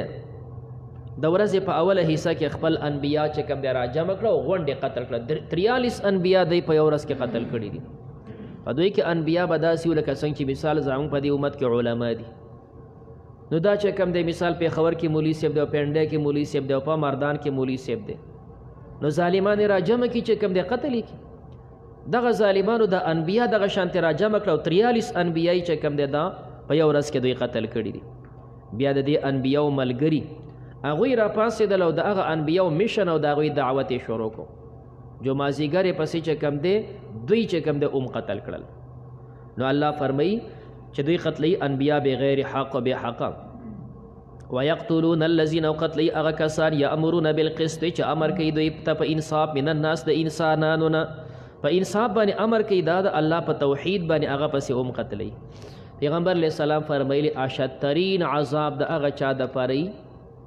چې دا پیغمبر قتل کړي او دا رنګ د هغه انسان چې هغه پیغمبر قتل کړي که قاتل د پیغمبر دی او که مقتول دی د پیغمبر د لاس نه دی دوه د پاره سختترین عذاب او هغه انسان چې هغه بل وته د خیر لار ورخی امر بالمعروف ته کوي او د خیر لار والا قتل کو د خیر ورسی علما چې کوم د خلکو ته د خیر لار ورخی خلک یې چې کوم دی په دماکو والوځي الله له به څنګه راځي فبشرهم دوی لزیر ورکه بعذاب علیم په عذاب دردناک سره اولئک الذین دا هغه کسان دي حبطت اعمالهم برباد دي دوی عملونه فی الدنیا والآخره په دنیا او په آخرت کې وما لهم نبی دوی د پاره من ناصرین سوک امدادی الم تر الی الذین اوتوا نصیبا من الكتاب دې ته شکایت وی الله وی ګوره تاسو لما کتاب درکو په خبره مې پویه کړئ بیا تاسو د الله کتاب پرېښو نو علم تره ته نه ګورې الی الذین هغه کسانو ته اوتو چې ورکړی شوي دی ته نصیبا من الکتاب حصه د کتاب نه حصه منه علم د کتاب آسماني کتاب علم مې وله ورکړی یدعون دوی را بللی شي الی کتاب الله د الله کتاب ته چې راشه قرآن باندې فیصله وکړه راشه په تورات فیصله وکړه لیحکم بینهم چې فیصله وکړي دوی په منځ کې ثم یتولا بیا ګرځي فریق منهم یوه ډله په دوی کې وهم معرضون او دوی اعراض کوونکي دي مولا د کتاب علم ورکو بیا دی چې کنده باوجود د هغې نه اعراض کوي احادیثو کې واقعات راغلي دي په دوی کې چې کوم دی څه کسانو بد عملیانې ترنه صادر شو نو خپلو کشرانو ته دې مولیانو ویې لاړ شي دغه پیغمبر راغلی دی که چېرې اسانه حکم او فیصله یې درته وکړه جو ویې منئ الله ته به وایي ستا د پیغمبر فیصله ونه او که ګرانه وه نو مې منئ نبي کریم علیه صلات وسلام ترل د الله پیغمبري چې کوم دی زموږ د کسانو منځ کې فیصله وکړه دوی نه بد عملي شوې ده پیغمبر علیه صلات وسلام یې ستاسو په کتاب به فیصله وکړو راځئ چې لاړ شو د هغې مدرسې ته پسې ورغی د هغوی تورات یې راواړو ستاسو په تورات کې چې کوم دی څه حکم دی یاره چې زموږ خو دا حکم دی چې مخې تور کو او په خر باندې شا په شا باندې سوار وکړو بیا ورشئ تورات وړئ کولاو کړئ چې تورات یې لوستو نو په هغه ځای باندې لاس کېښو پیغمبر علیه السلام سره عبدالله ابن سلام صاحب وایي جید دغه لاس یې ترې لرې کړه فاذا آیت الرجم تلوحو چې لاس یې ولچوت کو کم حکم چې د رجم پکې ذکر و نو هغه بلکل پړقېده صفه و نبی کریم علیه الصلاة والسلام ته وفرمایي په تاسو کې ښه مولا کم یو دی دوی ورته وی دا د پادک یو مولانا صاحب چې کم دی ابن ثوریا ورته وی دا په یوه سترګه باندې کاڼی و نوجوان هلک وي دا را پکې ښه کلک عالم دی پیغمبر علیه السلام یې ښه عالم پکې تی وي دا خلک داسې وایي نو وی تاله زه قسم در کوم هغه ذات باندې چې تورات یې په موسی علیه السلام نازل کړی دی هغه ذات چې موسی علیه الصلاة والسلام له په سمندر کې لار ورکړه هغه ذات چې په میدان تیهی کې من او سلوا نازل کړه تاسو چې کنده تورات کې حکم دا دی چې دا تاسو له مخ توروئ هغه غلی شو وی ډېر غټ قسم دی راکړه که داسې غټ قسم نه ما به تا ته حال نه وویلی تورات حکم دا نه دی چې دا کم موږ د مخ توروله تورات حکم رجم دی نو وی ښه چې د تورات حکم رجم نو تاسو ولې بیا دا حکم بدل کو وی دا چې د مشرانو بادشاهانو چې خلکو به داسې رواني وکړه موږ په هغې سزا نه شو قایمولی او په غریبانانو مو قایموله نو بیا چې کوم د زنګ مولیان را جمع شول چې داسې یو مسله به جوړه کړو چې غونډو باندې شریکه تطبیق کوو د چې کوم سړي نه بد عملي وشو نو موږ به مخ له تور کړو په خر باندې به مسواره کړو دا شیز مو جوړ کړو تار له قسم را کو چې ما ته صفا خبره وکړه نبی کریم علیه صلات وسلام هغې باندې امر وکړو دا په سنگسار کې پکاړ نه وولئ الله ته ګواه شي ستا هغه حکم چې دی پرېښی ما لومبی جم دی وهم معرضون دوی اعراض کوي ذالک دا بانهم بشک دوی قالو وی دوی لن تمسنا النار هرگز به اون رسیږي موږ ته اور الا ایاما مگر څو ورځې دي معدودات په شمېر دغه ورځو تفصیل د لومبۍ پاره کې ویلو وغرهم او دوکه کړي دوی لره فی دینهم د دوی په دین کې ما کانو یفترون هغه چې دوی دروغ جوړول دغه حدیث په صحاحو کې ذکر دی سنن ابو داود کې سره دا دی نبی کریم علیه السلام چې راغلی دوی خواته نو دوی ولا یو بالښ راوړو پیغمبر علیه السلام ته یې کېښودو چې نبی علیه السلام په هغې باندې کینی نو کېناستو نو بیا دوی تورات راوړو نو چې تورات یې راوړو نو پیغمبر علیه السلام هغه علیه السلام د هغې قدر وکړو نو قرآن مقدسه دا په ځمکه ایښودل بېادبه ځای کې ایښودل دا ناروا دي هغه خلک چې د قرآن مقدسه ادب نه کوي بعض ځایونو کې قرآن دغسې په ځمکه کې دي بېادبه دي پیغمبر علیه السلام د تورات متعلق چې کوم دی هغه راواغستو خپل تکیه یې ویسته چې کوم دی په ځمکه کېناستو هغه تکیه باندې قرآن خپل کتاب تورات کېښو نو پته نه لګي چې دا خلک ولې داسې بېادبه شوي دي د شام یو مفتی دی چې کوم دی هغه کتاب لیکلی دی نداء الحق ما څه شتې هغه نداء الحق کې چې کوم دی په دې عربو په دې خرافاتو باندې هغه کلکه نیوکه کړې ده یو داسې چې دا خلک چې کوم دی د قرآن سره ادب باندې زندگی نه تیروي تاسو قرآن په ځمکه ولږدئ تاسو چې کوم دی قرآن د منبر په هغه ځای باندې ولږدئ چې کوم ځای کې تخپیږ دی همداسې بیا دا چې کوم څونه دوی بې ادبه حرکات دي نه په دې کې غونډه را جمع کړي دي یعنې په خپله دوی مفتی دی هغه مفتی صاحب چې کنه په ډېر مزیدار کتاب لیکلی دی په دې نو ادب به د کتاب د قرآن مقدس او د نورو کې ذالک بانهم قالوا فکیف څنګه حال وی اذا جمعناهم کله چې زه دوی را جمع کړم لیوم هغه ورځ دپاره لا ریب فیه چې په دې کې شک نشته ووفیت او پوره به ورکړی شي کل نفس هر نفس ته ما کسبت هغه چې د کسب کړی وهم لا یظلمون په دوی به ظلم نشي کېدی. دغه یهودیان په خپل مال باندې دوکه موږ سره ډېر زیات مالونه دي ته زنګ مقابله خو نشي کولی. الله فرمایي دا تمام سیزونه به الله ستاسو نه واخلي. قل ورته یا اللهم یا الله اللهم اصل کې دی یا الله مالک الملک ته بادشاه د بادشاهانو یې تؤتي الملک ورکوي بادشاهي من تشاء چاله چې دی خوښه شي وتنزع الملک ته اخلي بادشاهي ممن تشاء د چانه چې دی خوښه شي وتعز عزت ورکوي من تشاء چاله چې دی خوښه شي وتذل ذلت ورکوي من تشاء چاله چې دی خوښه شي بيدک الخير ستا په لاس کې خیر دی انک بشکت على كل شيء قدیر په هر شي قدرت والای تولج الليل نباس شپه په النهار په ورځ کې وتولج النهار نباس ورځ په لیل په شپه کې ورځ په شپه کې نه نوځي نو ورځ لنډه شي شپه په دې ورځ کې نه نوځي نو بیا شپه لنډه شي. تخرج الحي روباسې جم دی روباسې جم دی من انسان د مړې نطفې نه پیدا شي تخرج الحي من المیت جم دی انسان د مړې نطفې نه پیدا شي تخرج الحي روباسې جم دی چرګوټې من المیت د مړې انډې نه تخرج الحي روباسې پیغمبر چې دا جم دی د من المیت د کافر نه پلار کافر وي بچی پیغمبر شي ابراهیم علیه السلام ته وګوره تخرج الحي روباسې عالم من المیت د جاهل نه پلار جاهل وي بچی الله عالم ورکی دا الله قدرتونه وي وتخرج المیت روباسې مړې مراد د مړي نه نطفه ده من الحي د جمدي نه جمدي انسان نه چې کوم دی د مړي په شکل نطفه تخرج المیت روباسې مړې چې انډه ده من الحي د جمدي چرګې نه تخرج المیت روباسې ته میت کافر من الحي د جمدي پیغمبر نه د پیغمبري بچی کافر وي دا کنعان ته وګوره د نوح علیه السلام بچی ته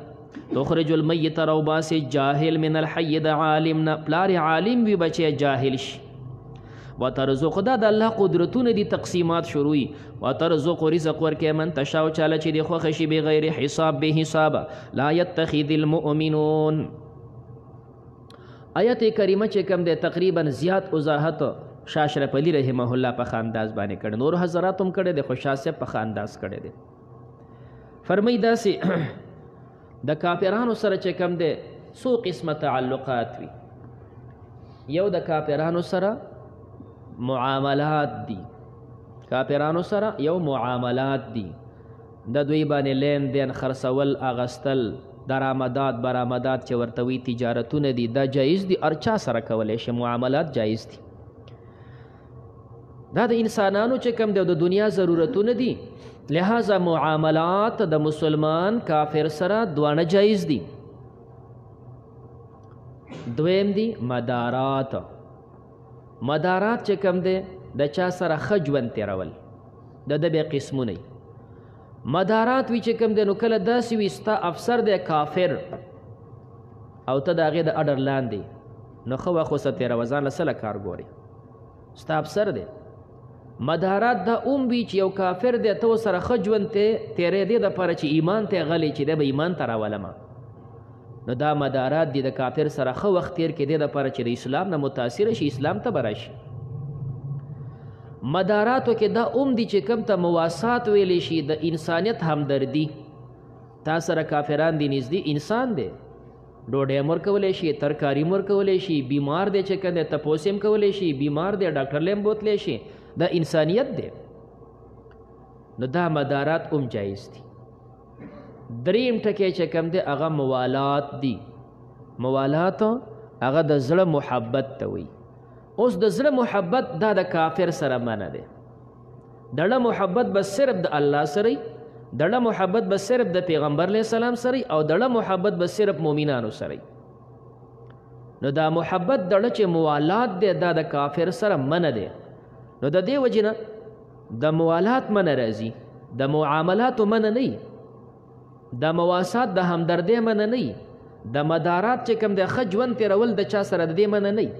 منع چې راغلي هغه د موالاتو د چې د زړه محبت تعلق دا به صرف د مؤمن سره نو دلته الله فرمایي لا يتخذ المؤمنون ندی نسی مؤمنان الکافرین کافران اولیاء په دوستۍ سره اولیاء یعنی موالات منع دی من دون المؤمنین غیر د مؤمنانو نه ومن یفعل ذلک او چا چې دا دړو دوستانه وکړه فلیس من الله دا نه د الله په دوستۍ کې پیشی پس شی کې الا ان تتقوا مگر دا چې تاسو ځان اوساتئ منهم د دینه توقاتن په ځان ساتلو سره دغه مدارات دي کافر د خطر د ځان ته نه ساتي ويحذركم الله يري تاسو لر الله پاک نفسه د خپل ځان نو الى الله المصير الله تبستا رجوعي قل ورته ان تخفوا کتاسو پټوي ما فی صدورکم هغه چې تاسو په سینو کې دي او تبدو یا تاسو ښکارا کوي د سینی خبره ښکارا کیو کا پټه يعلمه الله الله په عالم دی ويعلم د الله پويږي ما فی السماوات و ما فی الارض پاغه سبانه چې اسمانونو کې دی او پزمکو کې دي والله الله پاک علی کل شیء قدیر په هر شي قدرت والا دی یوم تجد کل نفس آیت کې چې کوم دی دو طریقو باندې کلام جوړول شي بعضی حضرات آیت داسې ذکر کوي یوم تجدو هغه ورځ چې بیا موزي کل نفس هر یو نفس ما عملت هغه چې دی عمل کړي من خیر دا معطوف علیه دا محضر را پرېده و دا بل پر عطب کا وما عملت من سوء دا را مخکې کا یوم تجدو کل نفس چې بیا موزي هر نفس ما عملت هغه چې د عمل کړي من خیر د خیر نه وما عملت هغه چې د عمل کړي من سوء د بدینه محضرن دی خبر دا بیا موزی محضر حاضر دا یو جمله شولا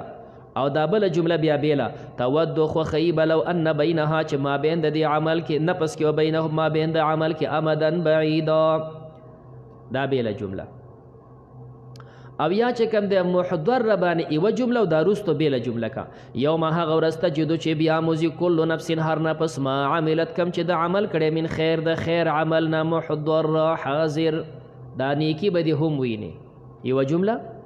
وما عملت هغه چې د عمل کړي من سوء بد کم چې د عمل کړي بد دا مبتدا تود د بخو خیلو ان بینها چې ما بین د دې نفس کې و بینه ما بین د دې عمل کې امدن بعیدا مسافه ویلري دا عمل زمانه چې تر ډیر لري به چې په نظر هم نراتللی ويحذركم الله تاسو لره یری الله پاک نفسه د خپل ځان نه والله الله پاک رؤوف مهربان دی بالعباد په خپلو بندګانو قل ورته وای ان کنتم که تاسو تحبون الله تاسو محبت ساتئ د الله سره فاتبعوني زما تابعداري وکئ یحببکم الله الله بس تاسو سره محبت وکي یو سړی د الله سره محبت ساتي نو الله پاک هم اینو نه د سیمیلاوېدل خو کوي نه شو نو څنګه سره محبت وساتو د محبت لار الله راوښوله د پیغمبر سره مینه کوه دا د الله مینه ده د پیغمبر اتباع کوه دا د الله پاک سره مینه ده فاتبعوني یحببکم الله ویغفر لكم الله به بخنه وکړي تاسو ته ذنوبکم ستاسو د ګناهونو والله غفور رحیم الله بخونکی مهربان دی ول ورته وایي اطیعوا الله والرسول تاسو تابعداري وکړئ د الله او د پیغمبر د الله اطاعت وکړئ د پیغمبر نو د الله اطاعت د الله کتاب د پیغمبر اطاعت د هغه سنت فإن تولوا پس کدی وګرځیدل فإن الله بشک الله پاک لا يحب الكافرين نخوخي کافران ان الله اصطفى آدم د نصرانیانو د نجران سره مباحثه و د غې د پر تمهید ذکر کیږي بشک الله غوړه کړو آدم علی السلام او نوح علی السلام او آل ابراهیم او آل د ابراهیم علی السلام و آل عمران او آل د عمران دا عمران چې کوم د دوه کسان تیر شوي دي یو عمران د مریم پلار دی نو مریم او دارنګې داغه بچی عیسی علیه السلام دا آل عمران دی او دویم عمران د موسی علیه السلام پلار دی نو آل عمران بیا موسی علیه السلام دی او هارون علیه السلام دی دوانو سره لګولی شي آل عمران هغه غوره دي او دا غوره دي البته دلته د واقعات او د حالاتو مناسب چې دلته مراد د آل عمران هغه عمران چې د مریم پلار دی واغستی شي نو مناسب ځکه چې بحث د نصرانیانو سره دی نو آل عمران دا غوره کړي الله پاک علی العالمین څنګه چې د وړاندې ترجمه کوله یا استفانه استفای جزئی واخله نو علی العالمین تعمیم او یا عالمین کې چې کوم د تخصیص وکړه د خپل زمانه ذریه دا منصوب دی په ندا مقدر سره یا ذریه ای اولادا بعضها بعض دی من بعد بعض نور ندی بعض د بعض اولاد دی والله سمیع علیم الله اوریدونکی دی په دی اذ قالت امراه عمران کله چې وی خزید عمران دا چې کوم دی داسې زنانه وه چې دا بوډۍ شوه د اولاد څه تمه نه وه نو یو ځل چې کوم دی دا ناسته ده یو مرغۍ ده په جاله کې د هغې بچی دی دا وله خوراک راوړي او په دې مخوکه باندې هغه بچي له خوراک ورکوي یو سړی داسې حالات ویني نو ډکې چې کوم دی بعضې ترغیبات پیدا شي نو دمې چېرې زما همداسې کچ بچی وی نو څونه به ښه دا ډېر پاک خاندانو ډېر دینداره خلکو الله جل جلاله د هغې تمنا دا پوره کړه چې امید یې وله برابر کړو دې ته حنه بنت فاقوز ورته وایي حنه بنت فاقوز نو وی چې کوم دی ښځې د عمران دا حنه بنت فاقوز و رب ای زما رب انی نظرت لک بشکه ما منښته کړې ستا دپاره ما فی بطني هغه چې زما په خېټه کې دی محررا آزاد فتقبل مني زما نه قبول کړي کم چې زما امید دی الله ستا دپاره منلی دی تی قبول کړي نو دا منښته دوی په دین کې جایز وه لږ د وړاندې اوس نظر مسله کې وې زمونږ په دین کې هغه څیز کې منښته نشته چې کوم ځای کې د سړي ملکیت نه وي ته په لار باندې روان او د بل مزیدار سنډا دی ته وې دا سنډا مې الله دپاره منلی د پردی سنډا منې نو د پردي څیزونه نه خیراتي کېږي همدغه رنګې د خپل بچی دا بچی مې چې کوم دی نظر منلی دی بچی نه نظر کېږي ځکه دا بچی ستاسو ملکیت خو نه دی دا نظر کېږي نه او البته که ته د دین دپاره وقف کې چې یاره دی به دین کومه نو ټیک ده خو نورو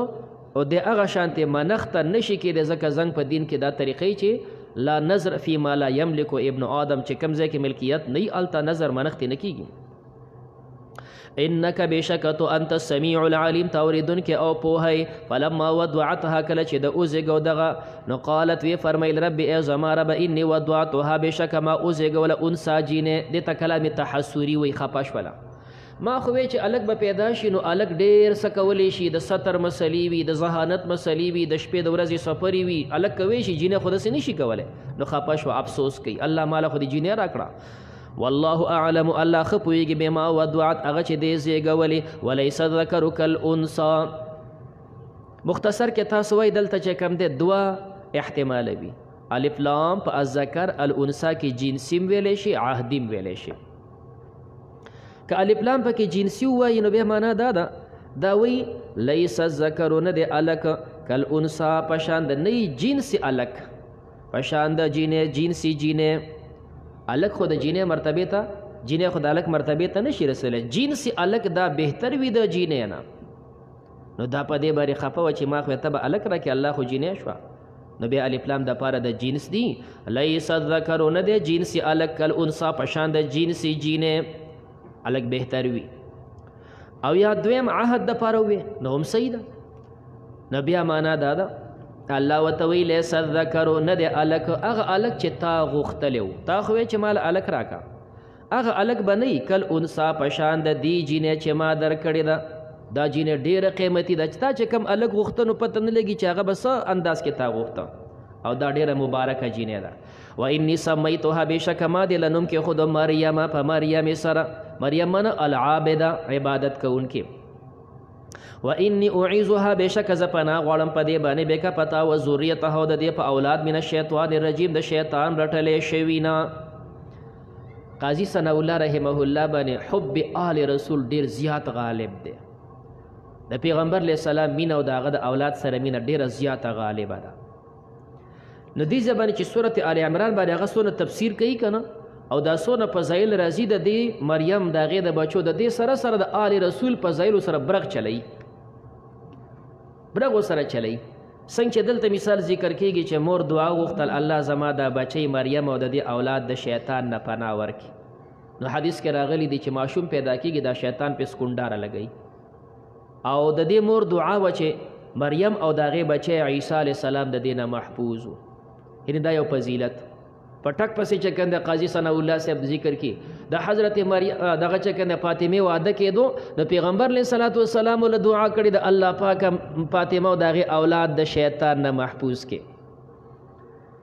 نو استاسه خل چې د پیغمبر علیه السلام دعا به دغه په شان کې نه قبول شي فاطمه محفوظ ده او حسنین محفوظ دي یعنی چې یو خو دا ذکر کینو سره بل خو د آل رسول د پاره بیا چې کنده دغه فضایل سره چلی نو ذریتها من الشیطان الرجیم فتقبلها ربها پس دا قبول کړه رب د هغې بقبول حسن په قبلولو ښایستو سره وانبتها او لویه کړه نباتا حسنه په لویولو ښایستو سره. نو دا ماشومه به په ورځ کې د کال په مقدار باندې غټېدله. الله داسې زر زر غټه کړه. وکفلها زکریا او پرورش کو د دې زکریا علیه السلام. زکریا علیه السلام به د دې پرورش کو. نو دا چې ماشومه لږه شانتې غټه شوله نو مور پورونی کې تاو کړه ریوړه بیت المقدس ته. د بیت المقدس امام او خطیب د الله پیغمبر زکریا علیه السلام، د هغه سره شاګردان دي علما صحابه. دا ماشومه مې راوړې جومات دپاره مدرسې دپاره مې وقف کړې ده واخلئ. دوی په اختلاف وکړو، یو وایي دا ماشومه به زه انتظام کوم د پاک خاندان ماشومه ده، بل وایي زه به انتظام کوم. مخکې راځي الله فیصله وکړه ځئ تاسو لاړ شئ په دې نهر کې قلمونه واچوئ په کم قلم باندې چې تاسو تورات لیکئ. د چا قلم چې اوبو یوړو جدی پړ شو چې د چا قلم په اوبو کې بره روان شو ماشومه به هغه ته حواله شي. د زکریا علیه السلام قلم په بره حواله شو نو کفلها زکریا. کلما هر کله دخل علیها چې داخل به شو د هغې خواته زکریا علیه السلام المحراب د هغه د عبادت ځای ته وجد عندها او بیا موندو هلته رزقا رزق. نو بره چت باندې وله کمره جوړه کړه ابرال المحراب. محراب یا د ضرب صیغه ده، ځای د حرب، دا د جنگ ځای دی. شیطان سره جنگ کې دلته ولاړې. او بعضې فرمایي محراب دا د مبالغې صیغه ده، کثرت حرب دی په دې کې. امام چې دې ځای ته مخکې کېږي نو محراب دا کثرت حرب دی، هم د شیطان سره جنګېږي، هم د نفس سره جنګېږي، هم د قوم مقتدا یې د دونه خلکو چې کم دی مشري کې. او دا خاص چې مثال دا چې کوم منګول ځای که نه د پیغمبر علیه السلام او صحابو دور کې داسې نو دا بیا وروسته جوړ شوی دی. د هغې بنیاد دا چې مخکې خو ځمکې به زیاتې وي نو امام به دلته مستقل ولاړو چې کوم دی نو سب ځای نیولی شوی دی. بیا چونکې ځمکې رو داسې چې کوم دی شوی نو بیا امام لږ ځای پکې دننه شي نو سب پکې ځمکه دونه نه خرابېږي. نو بیا تاسو فقه قدوري کې وایي چې محراب جوړولی شي خو په محراب کې به دننه مکمل نه ودرېږي، دیتا مکروه وي. کم از کم چې ولاړ بار په جماعت کې نو که بیا دننه سجده په محراب کې راشي نو بیا خیر دی. نو وجد عندها رزقا قال وی فرمایي یا مریم ای مریم ان لك هذا دا د کم ځای نه شول. نو قالت دی وی هو من عند الله، دا د الله د خوا نه دی. یعنې اوس دا د هغې فضیلت دی. ان الله بشک الله پاک یرزق رزق ورکوي من یشا چاله چې خوښه شي بغیر حساب بې حسابه. دا خو د مریم رزق و. قاضی ثناء الله سے فرمائی چې کوم دی ابن حبان روایت دی. فاطمة الزهرا چې کوم دی ډوډۍ او لږه شانې چې کوم دی ترکاري پیغمبر علیه صلات وسلام خواته راولېږله. نبي کریم علیه السلام واپس ورته ولېږله بچیه ته راشه چې کوم دی راوړه. نو په خپله فاطمة الزهرا راله ډوډۍ چې کوم دی ماته شوې ده غوښه ترکاري پکې ده. بچیه دا چېرته وه؟ وی هو من عند الله، الله د الله بابا د الله د خوا نه. وګوره که هغه چې کوم دی رزق ورکوي نو فاطمې له هم ورکوه. نو قال من عند الله. هنالک په دې موقع باندې دا خو د حضرت مریم او د عیسی علیه السلام تذکره و په دې منځ کې د یحیی علیه السلام تذکره هم راشي. یحیی علیه السلام دا شپږ میاشتې د عیسی علیه السلام نه مشر دی. نو هنالک په دې موقع باندې دعا زکریا دعا وکړه زکریا علیه